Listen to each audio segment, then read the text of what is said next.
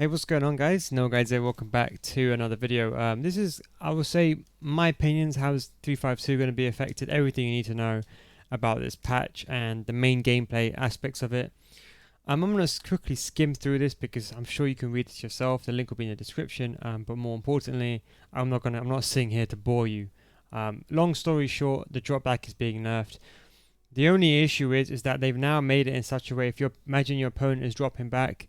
Now the defensive line will no longer press. Now the issue is that the way I'm thinking in my head, the only way the defense will press is either A, you use a manual jockey and you run to the player, or B, via team press. So I'm happy they did that. They nerfed drop back essentially. No one's going to be using drop back as much. But does this mean that your players or even see this the issue? Does this mean that you're advocating a lower depth defensively and manually controlling the strike and running around with the striker? This could actually potentially backfire the entire thing. I mean, if I wanted to play defensive, not that I'll ever do play that way, but if I did, I would just think, you know what, let me just drop back, run around my striker on one depth, create a line of defense. In fact, they don't even push out of position anymore, they just stand still. So you can argue is even better for me. Obviously, I'm thinking about team press. Will that affect?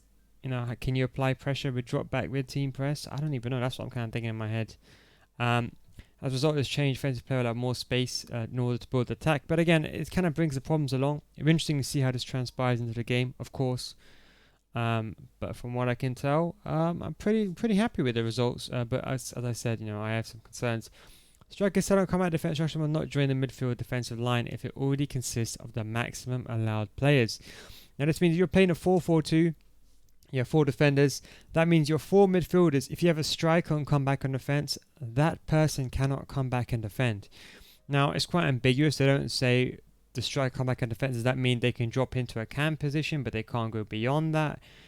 It doesn't really say. They haven't said they've removed strikers set to come back on defense. They've just said they've adjusted it, you can argue. Obviously for 3 and 5 defender variations, the maximum capacity in midfield is 3. So the 3-5-2, the question you'll be asking me is, will the formation work? It probably will work. I got to do test it. I wait for the patch to come out first before I test it. But what it looks like to be here is that it probably changed to because obviously it goes to a 3-5-2 relegates to a 5-4-1 defensively.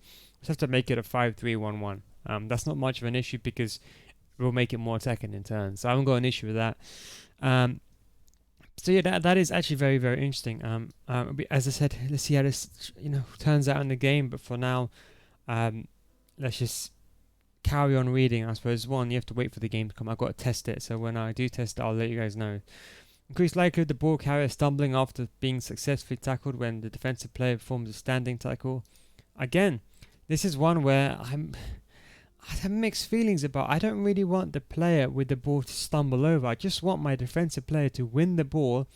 And if I, like just in a beta, if I slide tackle or if I make a tackle, I want them to come out the other side with the ball. I don't want my player or my opponent to get a rebound back to him. Because you see, okay, yeah, my player might stumble over, but I might get a rebound to another player. I just want them to fix the fact that the defender wins the ball and leaves the tackle, whether it's a slide tackle or a standing tackle, with the ball.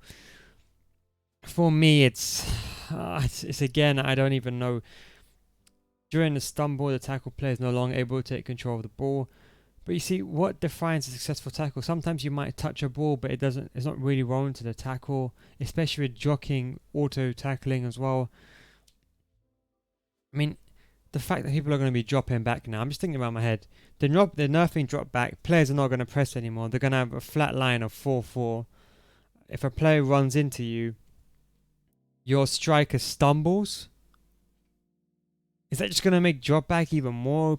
I don't even know. That's going to be a difficult one, I won't even lie. But let's just carry on anyway. Reduced effectiveness of first time shots. This is very important. If any of you remember, I've scored a first time shot just to try it out, just as a joke. I did it. I didn't expect it to go in. Complete 360 outside the box. I was honestly disgusted. Honestly, I legit scored an own goal in the foot champs because that's how poor I was. They've actually reduced it, but you see, for me, this means nothing. Reduced the ball velocity, vertical ball. For me, this means nothing. Because first of all, they say potentially. What does that mean? Potentially, of course. First, second of all, more importantly, it says less. Now, less, how are you defining less here? Is less 0.1% or 90%? You see, this is the problem. The ambiguousness of this quote, and more, well, I suppose you can say the statement, and more importantly, like if you look back to FIFA 19, remember the first patch, how finesse shots are OP, especially first time shots, and they were released a pitch notes about the velocity of the ball being changed? Did that affect first time shots? No, it didn't. It probably did, but it was so minute you didn't realize it. Maybe before the patch you could score 99 out of 100. Maybe post patch you can score 98 out of 100. So again, wait for the game to come out. But this is becoming the meta again. If any of you guys in Division 1, you know what I'm talking about. If any of you guys are playing against some of the guys that are abusing this mechanic, you know that it very much exists in FIFA 20. But they said they addressed it. Again, I don't know what the impact would be. This is an interesting one. They slightly lower the impact of high attributes on an error reduction for difficult regular shots. This change only impacts the error reduction that was applied by the attributes used in shooting situation between 91 and 99. This will result in a higher, more error for difficult shots. This does not impact finesse or chip shots. So again, this is normal shots.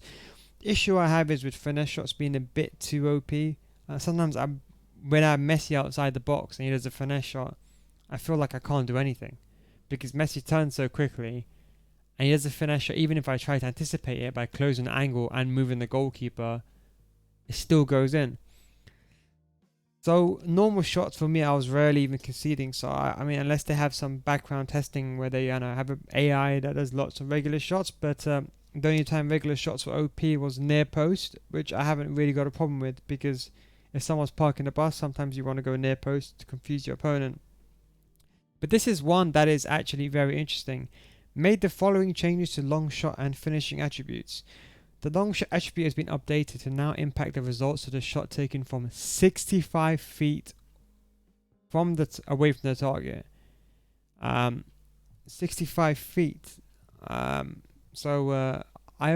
target's exact location of where the ball is expected to go, determined through a mixture of directional input, which is the left analog stick or the D-pad, whichever you use, and shooting assistance. How much 65 feet in yards? 65 feet in yards is like 20 yards. Okay, hang on. The finishing attribute shots for result from 55 feet or closer. So this is something we didn't know. They didn't really mention this, but it's something I just believed myself. From almost just around the penalty arc, the finishing attribute is the most important. That's why players like Jamie Vardy have pretty good finesse shots from outside the box because they're not considered long shots. Now they verified that shots between 55 and 65 feet from the target will now use a weighted average of the long shot and finishing attributes. So I got this little pitch up here. So what they're saying here is, if I'm not mistaken, 55 feet. So 55 feet is about 20 yards. I just checked, right? So that's basically the penalty arc, where the penalty arc just starts. So basically, where I'm kind of drawing this imaginary line on the left-hand side of this, so all of this area here, it's the left-hand side where the penalty arc meets.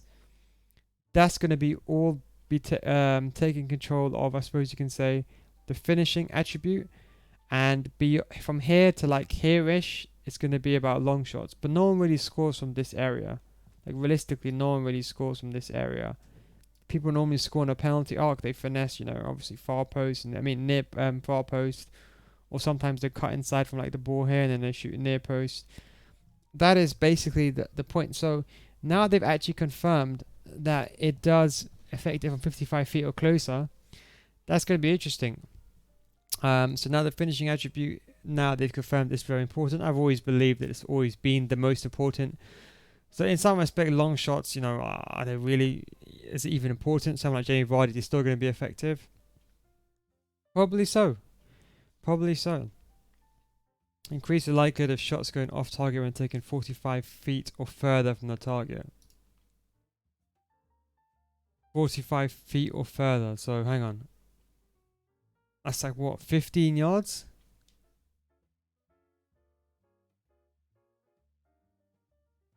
Increase the likelihood of shots going off target when taken from 45 feet. Hang on, 45 feet in yards is what? Sorry, give me 1 second. It's 15 yards. So it's divided by, okay, division of 3, okay. So from the penalty spot, there's an increase of likelihood of shots going off target. So basically, the best point to shoot from is this penalty spot, which is flipping diabolical because you have a 1v1. Your player's going to be not shooting over there, he's going to be shooting here. Obviously, bearing in mind there's different pitches of different sizes in the game. I don't know the exact dimensions of FEWC Stadium. I don't even think EA have even released it.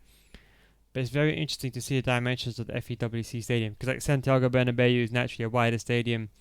I don't know if in FIFA itself the penalty boxes. I know for example, you know, generally in actual real life the penalty area is the same length. But I'm just saying, for example, in FIFA, and obviously it's a game. How do they have it set up? It's interesting. I think all boxes are the same, just like how they are in real life. But yeah, I think it's gonna. I think the FEW something like similar other stadiums. It's gonna be like real life. All the penalty boxes are basically exactly the same. You're saying that the width and the height of the pitch, which may be adjusted, but I think the penalty spot will remain. As again, you never know. You honestly, you know. I'm just bringing it up. But okay, so if that's the case, then and it's saying, so that means beyond the penalty from here. So from this point leftwards, that's when the finesse shot is very important, the most important trait you can say. Then from here to here is kind of the area where I suppose you can say there's a loss of shot accuracy. The penalty spot from that point is kind of the best place to shoot the ball from. So I mean, if I was defending against this, I would just think drop back one depth, force the opponent to take shots. I mean, they're saying they're reducing their effectiveness, right? Increasing the likelihood of shots going off target. So is this really helping park the bus? I can just imagine here an imaginary line, right? A flat 4, let's say 4-4-1-1, right? Flat 4-4-1-1. People be defending here.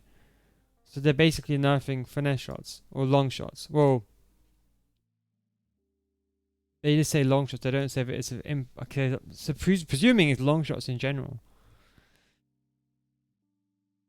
Okay, so I don't mind 55 feet away. I'm not going to issue with that. The issue I have is between 45 and 55 feet. It caps at 55 feet. So yeah, so it caps about here-ish, I suppose you can say. So from the optimum point to shoot is like here. So from here and beyond to the goal. So like basically in the left-hand side of this line is kind of where you want to get the maximum efficiency. Here is getting capped off at 50, so it is getting capped off at a reduced effectiveness. I'm presuming as you move away from the penalty spot towards the penalty arc, that's when effectiveness decreases. Again, interesting. See, it's good to see how that will change in game.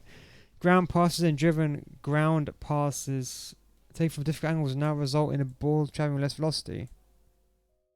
Ground passes and driven from different angles. Happy with that. Starting at 40 feet and scaling upwards, maximum 60 feet. So maybe this will affect low drivens down the line. Maybe from fullbacks, less velocity. It might hang on. Between 100 degrees and 180 degrees and 260 to 180, where 0 degrees the direction of the player that's facing. Okay, I see. So you basically have to be facing the player. I'm happy with that. I'm not going to issue with that. Grades in between 180 degrees. I've 100% not got an issue with that. It's perfect. So obviously, you know, 1-8, if you do like a difficult pass, especially for example, a driven, let's say for example, you know, typical you do a 1-2, let's say the ball with your right wing, you do a 1-2 with your right back, and your right wing runs in behind, and the right back has the ball and tries to do a driven through a ball down the line. If they're like a 180 degree angle, whatever, this is going to reduce the impact. I'm actually in favour for this. I haven't got an issue.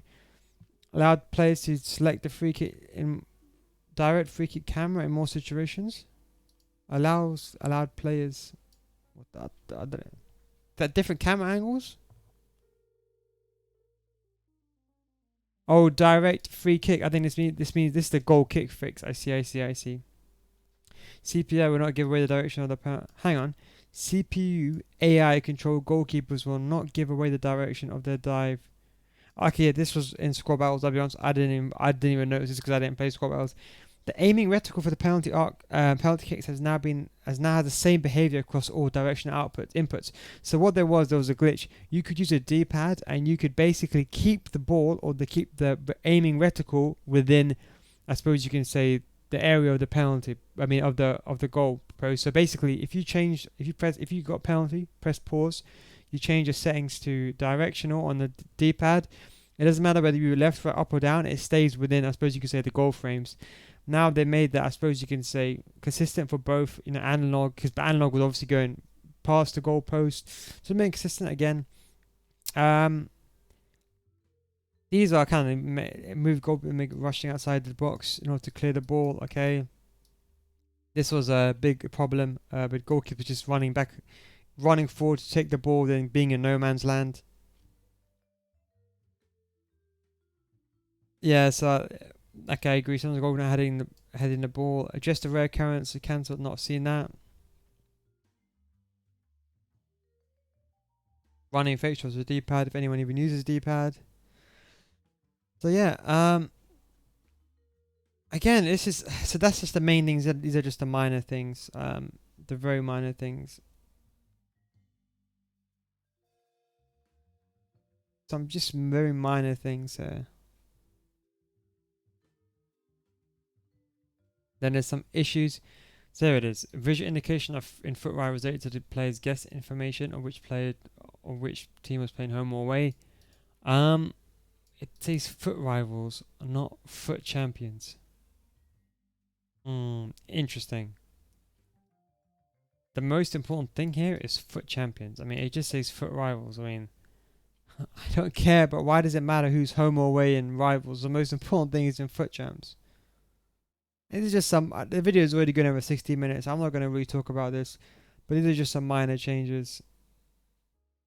I wish you could still see player ratings and see what formations players are playing, what formations people are playing in Foot Champions channel. They got rid of that. So yeah, that's kind of it. That's career mode. Again, so these are just minor. Okay, so that's the patch notes again. That's kind of my thoughts, I suppose you can say, and what I think.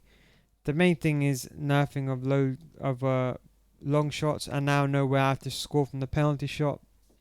So I need to get closer towards the goal now, towards the penalty spot, and the reduced effectiveness of first time shots, and obviously strikers come back and drop back. I'll make a video on this when I do test it out, so stay tuned for that. But for now, that's going to be the end of this video. It's already gone over 60 minutes. Thank you very much for watching. If you have any other questions, do let me know in the comment section down below. Take it easy, boys, and I'll catch you in the next one.